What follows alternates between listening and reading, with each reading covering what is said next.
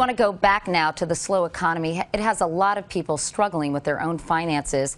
About 2,600 Americans have been filing for bankruptcy every day. Others are turning to a financial quick fix called payday loans. They've now grown into a $59 billion industry. But 6 states have effectively banned these loans. And tonight, our chief investigative correspondent, Armin Katayan, looks at why. Today, there are over 23,000 payday lending stores in the U.S., more than Starbucks and McDonald's combined, providing 19 million American households a quick way to make ends meet. Please borrow only what you feel comfortable paying back. A typical customer takes out about 8 payday loans a year, in essence, advances on their paychecks, with interest rates approaching 400% a year. For lower and middle class families with few financial options, such loans, even at that price, are a godsend. But folks like Mary Bates now see something else, a short-term solution turned long-term trap. An endless cycle, a dead end. I would advise anybody not to. For Bates, it all began with a $200 loan plus interest to fix her car. But after paying it off 2 weeks later, she couldn't afford to live on what was left.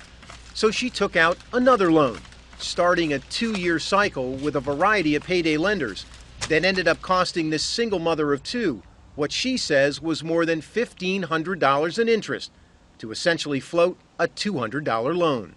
They're set there for people like me that live payday to payday. And then once you get in there, you can't get out. It's 15 to 20 minutes, you can walk out with cash in your hand. Terrence Gent is one of 8 former industry employees who spoke with CBS News.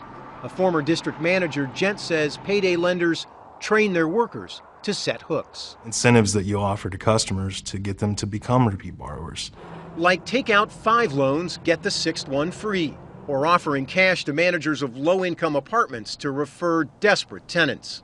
And this document obtained by CBS News reveals that among the targets for this lender is single-parent households with multiple children who are financially stretched. We had people all the time that would come in and take out a loan to pay their retainer fee on their lawyers to file bankruptcy. Just look at the industry's own website.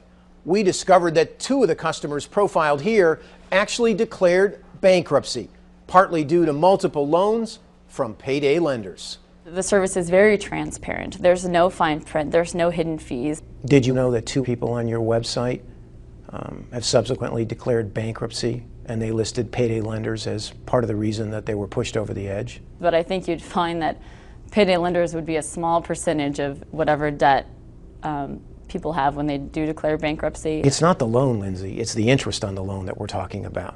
What happens without the option of taking out a payday loan? Is it better off if they bounce a check? What would you recommend that these people do? I would do without electricity, water, whatever it would take until my next payday, until I could pay. I would not do it. A long-term lesson about instant cash Bates hopes others won't learn the hard way. Armin Katayan, CBS News, Pinnacle, North Carolina.